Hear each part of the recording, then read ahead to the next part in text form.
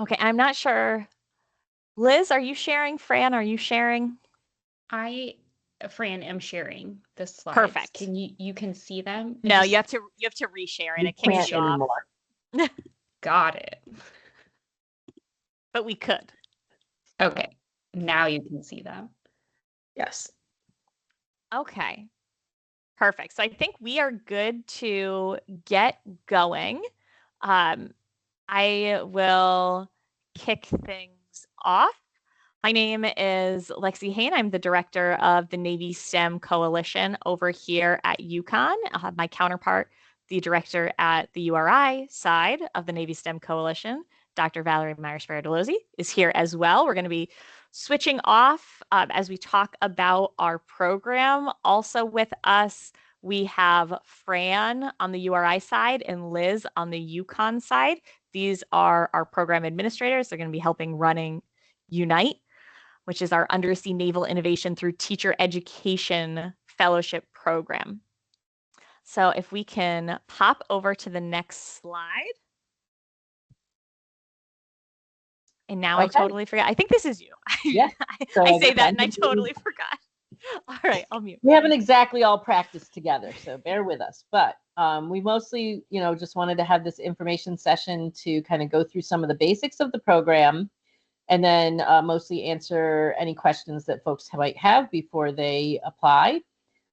So Unite, we started just a couple of years ago with a pilot program and a small group the last 2 years. And our goal for the program is that students who are working to become teachers, so in programs like elementary education or secondary education or education certificates, can gain hands-on classroom experiences and mentorship from some of our veteran educators, which we'll talk a little more about, and learn about our Navy STEM program. So here in the Connecticut, Rhode Island region, our Navy STEM program works to basically increase STEM interest and exposure for students and teachers. We could say K through 12, but we can also say K through 16 and the new phrase K to gray.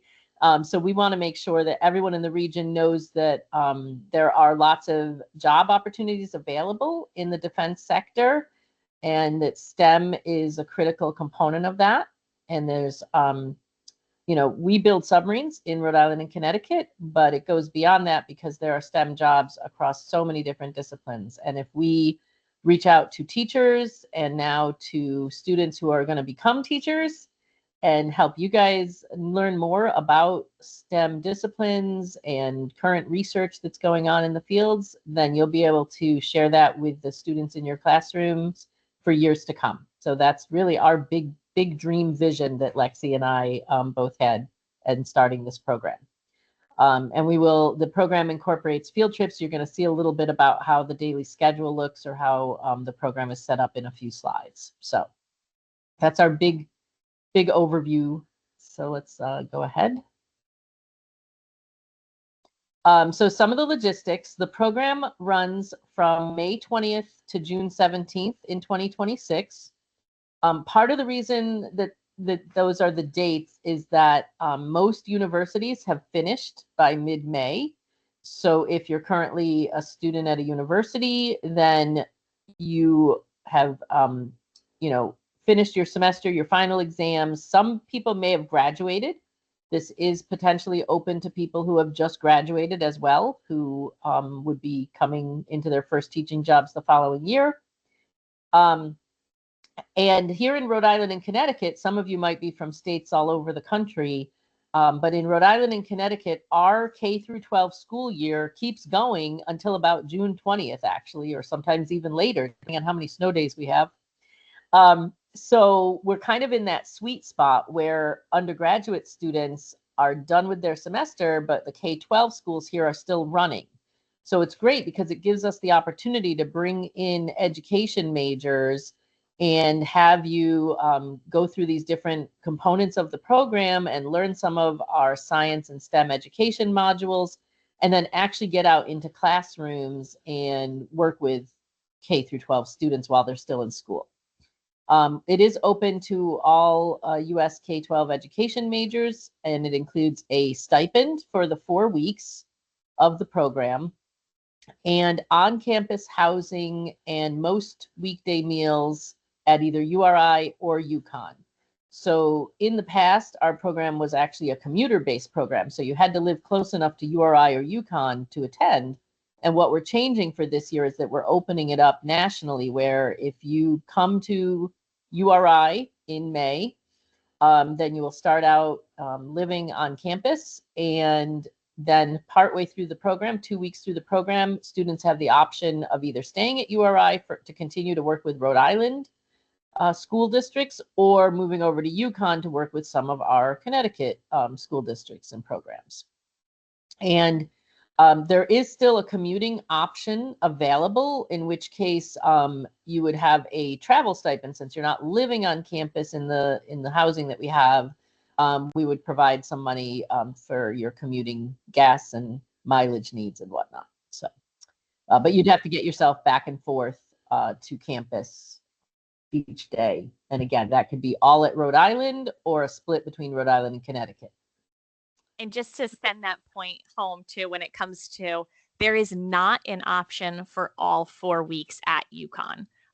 One of the issues that we have there is our housing on campus cannot start in May, really, at those times. So the first 2 weeks are always going to be at URI, but for the second 2 weeks, you have the option of which campus you'd like to be at. All right, moving on. So here's some of our lovely housing at URI. So this is a fraternity house on campus. It's an old building. They actually happen to be my neighbors. I happen to live on campus, coincidentally, in a private home. But right across the street is this fraternity house, and they've got, not pictured here, there's a kitchen area, updated bathrooms. They have a mixture of singles, doubles, and triples. So it just kind of depends on the mixture of students that we get. If you're applying with your best friend, let us know. Maybe we can have you guys be roomies. But we will find a way with the mixture of rooms and bathrooms to house everyone appropriately there. The common room on the left, they happen to be set up. They were doing photo shoots that day for people's resumes and stuff. But there's a common area, and there's several common areas in the house. And there's a kitchen where they would have a chef. So we figured that there would be breakfast and dinner provided while you're living at this house. And then lunches, though, might be a mixture of on campus or some of them on your own, depending on what we're doing that day. If we're doing a field trip or if we're all in the classroom, but you'd be right on the campus of URI. It's a lovely kind of classic New England campus with a lot of gray limestone buildings and a beautiful quad and updated engineering building that just opened in 2019. So that's our housing situation at URI. Next. And then we will slide over to the UConn side. The housing would be provided in dorms. We go through a full kind of housing request process for every single summer camp that's going on at UConn. So we cannot determine exactly what dorm that's going to be in. We put in requests for dorms with air conditioning, but here's just kind of a standard view of a 2-person room.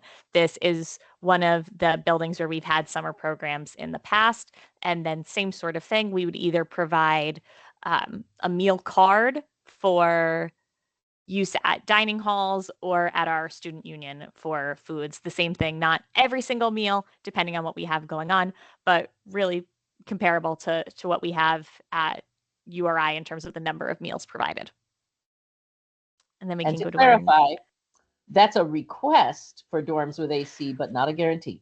Yes, that's very important. They give you what they want. Yes, they do. Can you go to the next slide, please? All right, and here is a sample program overview. So this is a highlight of what we did during the summer 2025.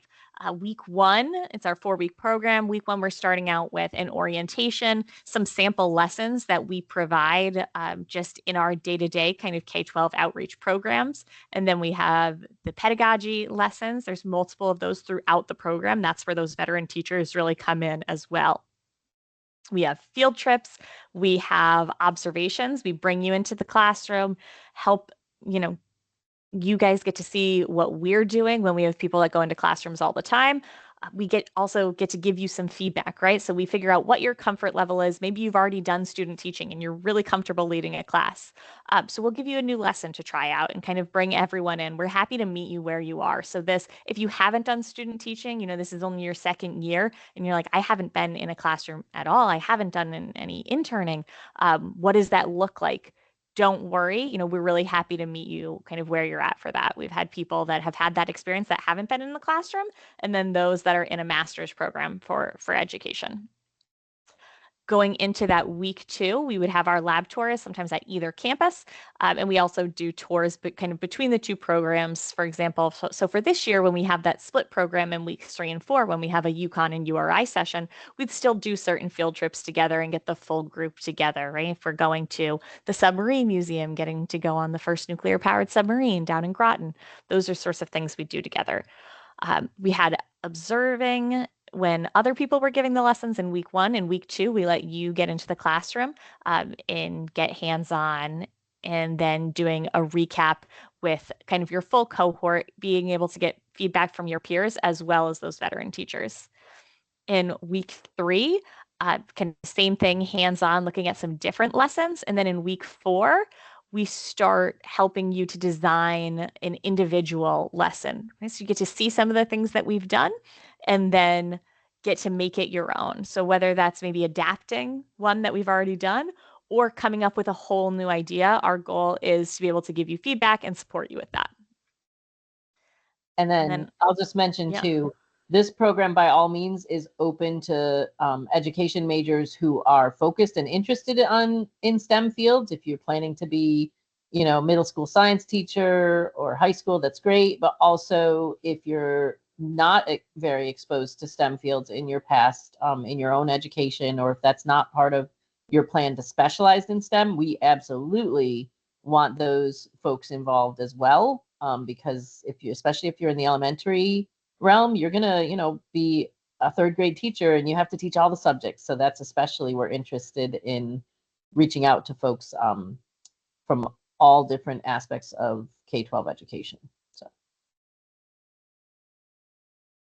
Okay, yeah, then we'll hand it over to Liz for the next one. She's going to give a breakdown of, what a 1-week schedule might look like. So to give you an idea. Yeah, so hi everybody. I'm Liz.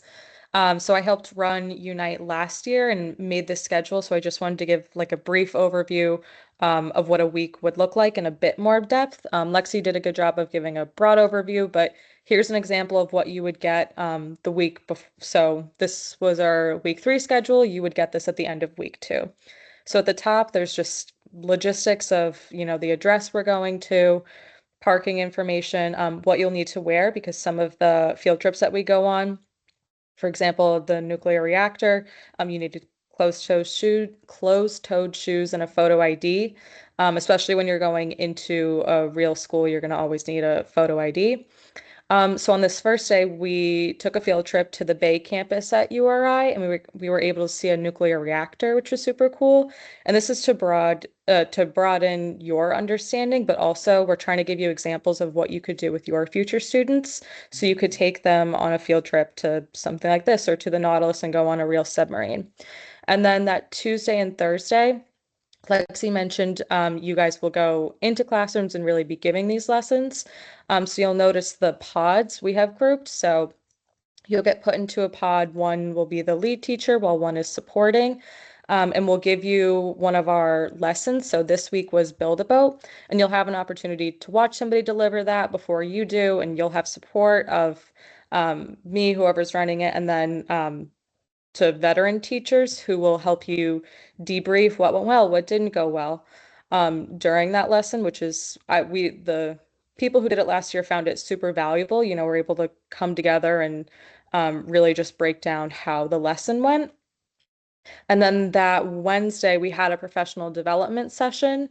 We got great feedback on that because we did resume work, cover letter, what is a successful interview, and then we had a Q&A session with a veteran teacher, which is really open forum. You can ask whatever you want.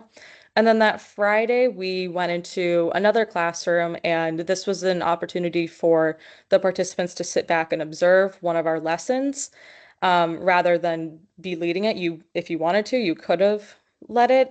Some students did, but it really is just an opportunity for you to feel comfortable in a classroom and observe some of our lessons.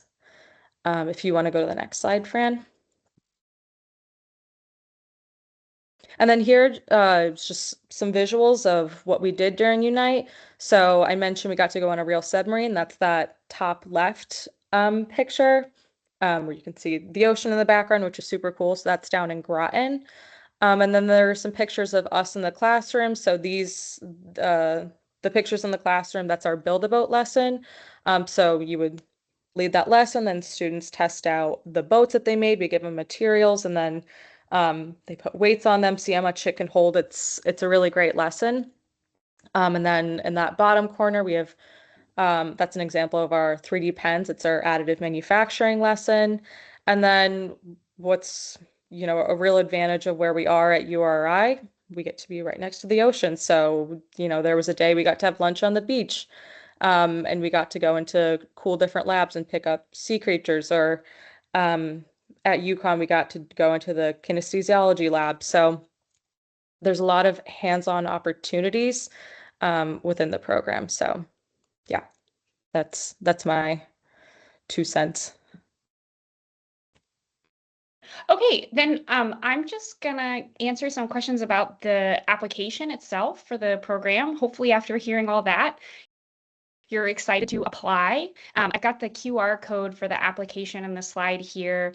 You can scan it now, or we're gonna put it up at the end. If you don't grab it right this second, you can get it later, so don't worry. But the application is pretty straightforward.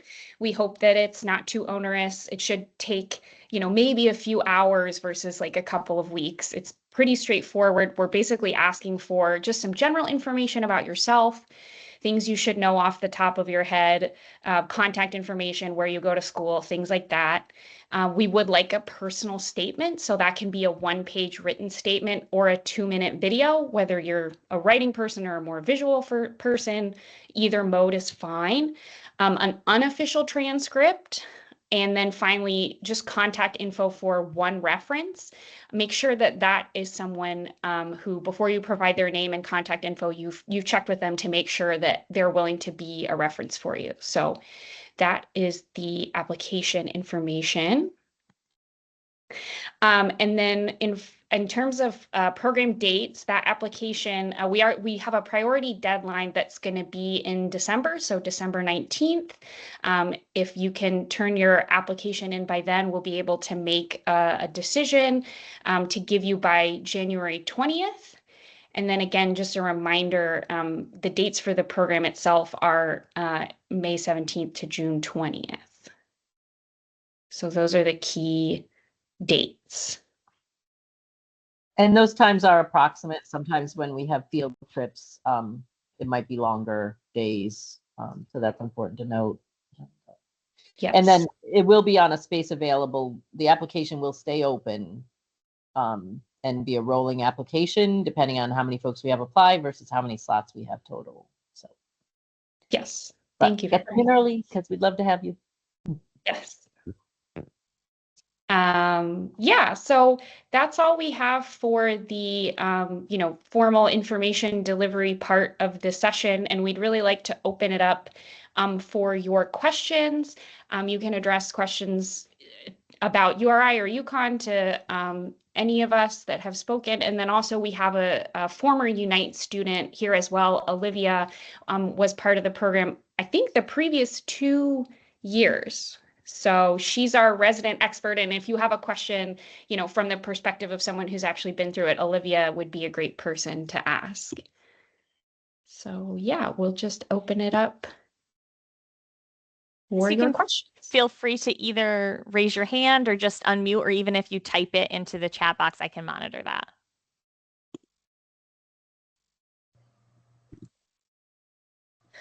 There are also some questions on the application, so if you don't have one right now, I might just read some off for us to Oh, answer. Stacy is unmuted. Oh, Yes. Hello. Hi. I had mainly some questions about the travel. So I live in Georgia, and I was wondering, would I have to drive myself there since you guys said that I'd have to provide transportation for myself to get around campus, or would like Yeah, That's a great question. No, if you're coming from far away, you do have to get yourself here. So you would Mhm. have to buy a plane ticket, Yeah. and get to Rhode Island by May 17th-ish when the program starts. 17th, 20th, I forget. That was back a slide. But if you get here for the start of the program, we'll be living on campus and in either the fraternity house at URI or the dorm at UConn. And then any transportation that we have to a field trip for the students who are living on campus, we would have some carpooling vans, etc., to get people to the different field trips.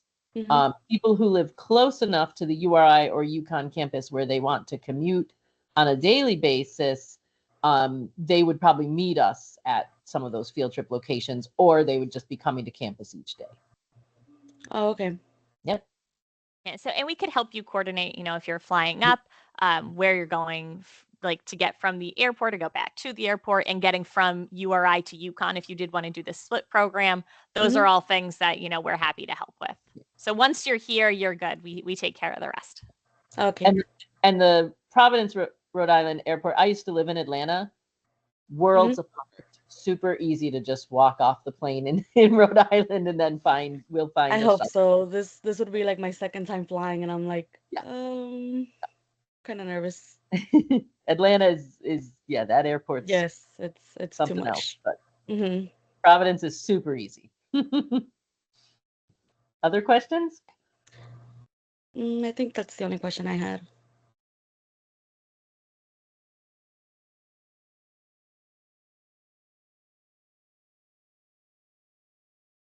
Okay, I do see one in the chat. Our environmental education majors welcome as well. Just wondering, since it isn't your typical education major. I have never heard of that major, but I would say, why not? That's my take. I think that's super cool. Yeah. And also, I mean, like, we're focused on Navy STEM, prepping a workforce that's ready and able to take on engineering and technology and science jobs in the future that are associated with defense industries. But we are the ocean state, and we have a lot of environmental and natural resource economics type majors on campus. We have the Graduate School of Oceanography, which is at that Bay campus where you saw some pictures. So there's a lot of overlap between our coastal protection and ocean protection and the operations of the Navy in those fields. So, yeah. And there's another question in the chat. No worries. Do we get to choose if we stay at URI or UConn, or will it be a mix of both? Yes, the first 2 weeks are always at URI, and then you get to choose for the second 2 weeks whether you'd like to stay at URI the full time, or if you'd like to come to UConn for the second portion of that.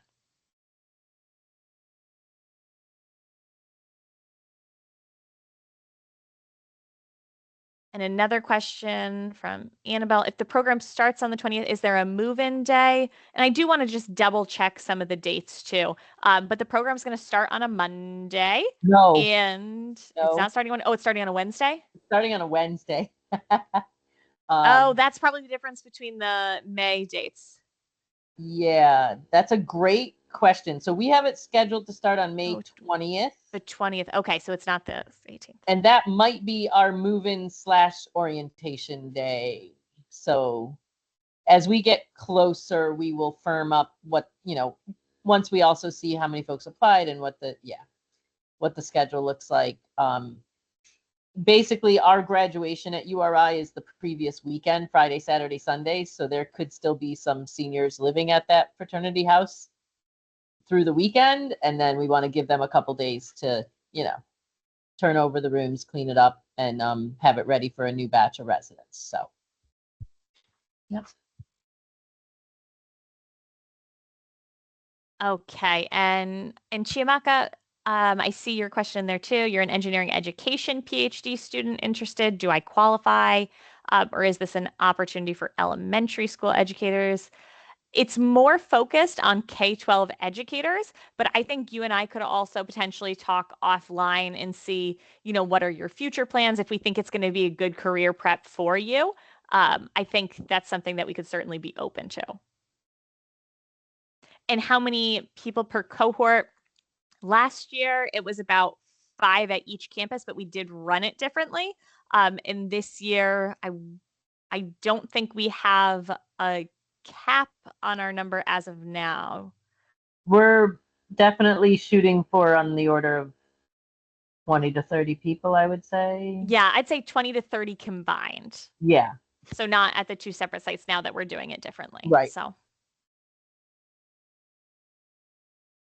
it has a little bit to do with how many people we can house and yes. And how many people opt for staying at one school versus going to the other versus commuters. So we're going to be looking for a mix. Other questions, guys?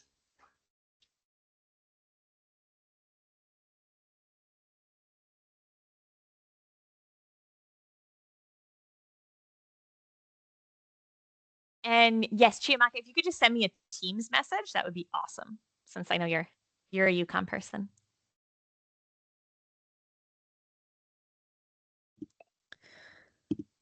I did see on the interest form, there are a couple of questions about if people who have recently graduated, if they're eligible. So could we touch on that? Yes. Yeah. I think people who recently graduated, if you are either you haven't ever been in the classroom yet or just your student teaching and you're still, again, preparing to start your first job in a school district, by all means, yes. If someone's already been teaching this year, I'm not sure. There are some education programs are so different depending on the university.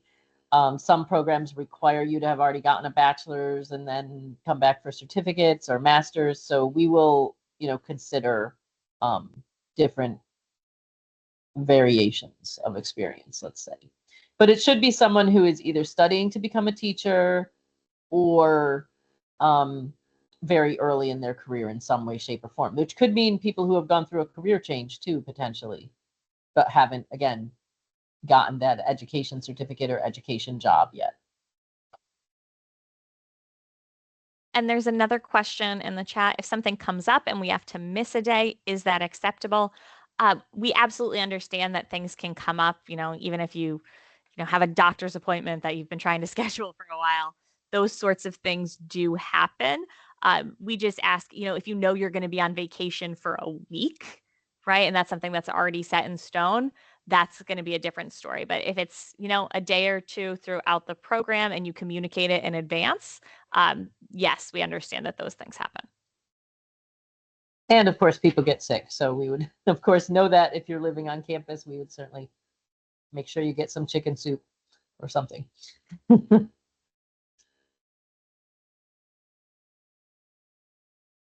Other questions? Another question somebody had is this program is this a program job placement? So I think the question is, does this directly connect you to a full-time job? That's a great question. No, it does not.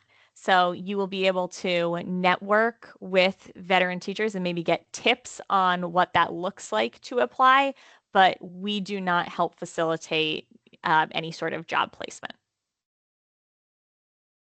But it probably would be fun to put on your resume and talk about in an interview. It is a unique program, we think. We haven't heard of too many other or any other models that are doing this that we're aware of. So we're excited about what we're able to share with all of you.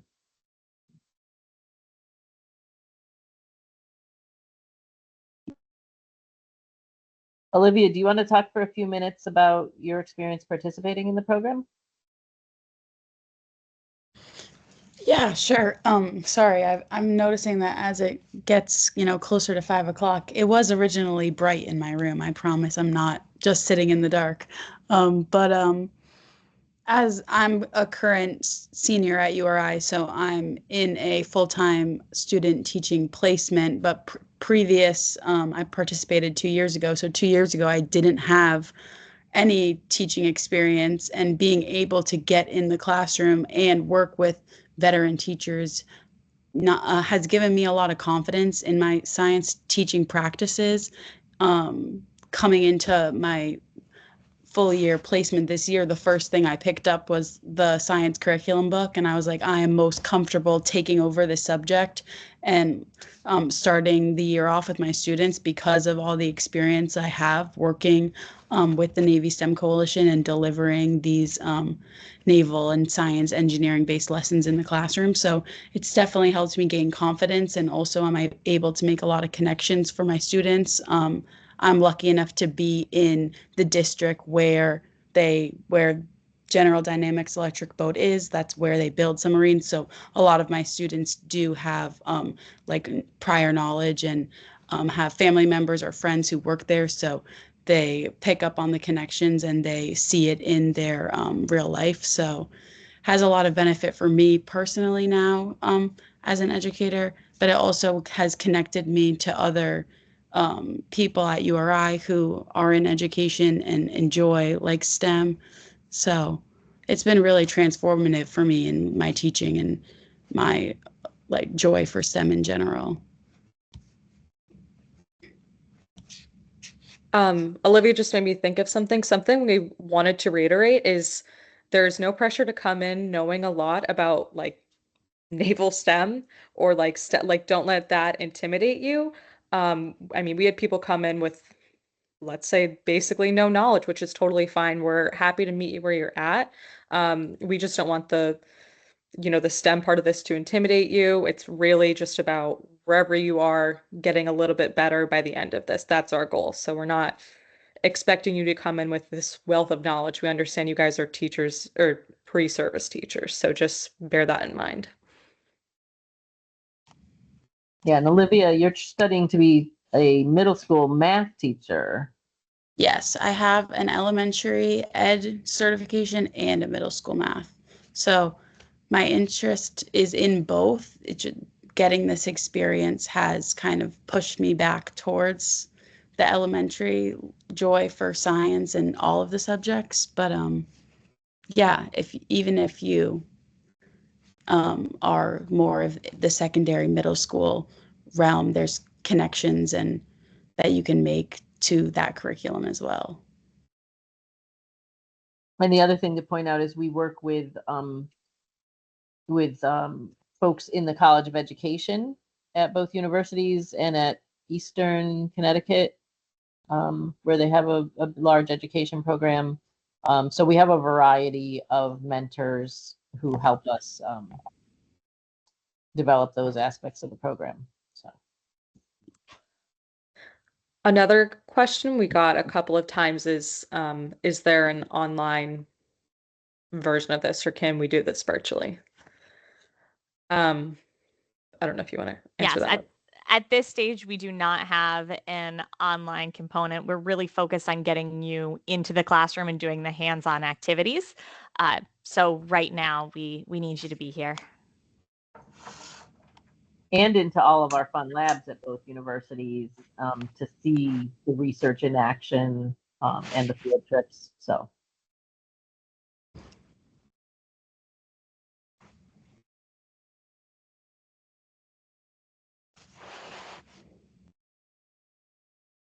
Are there any other last minute questions we want to pop in the chat or unmute on? Or Liz, is there anything else from the initial interest form questions that people submitted?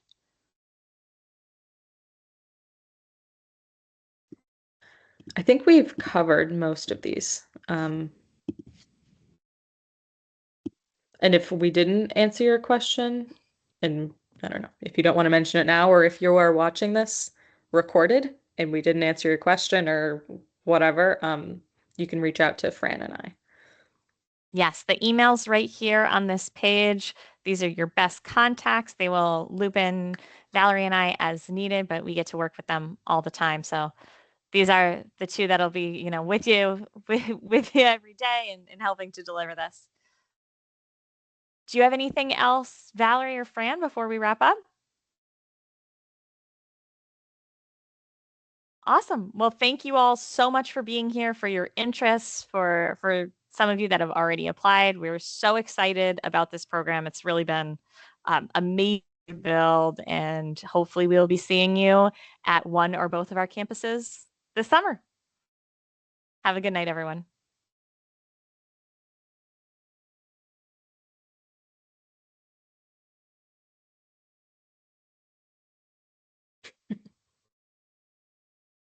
Bye.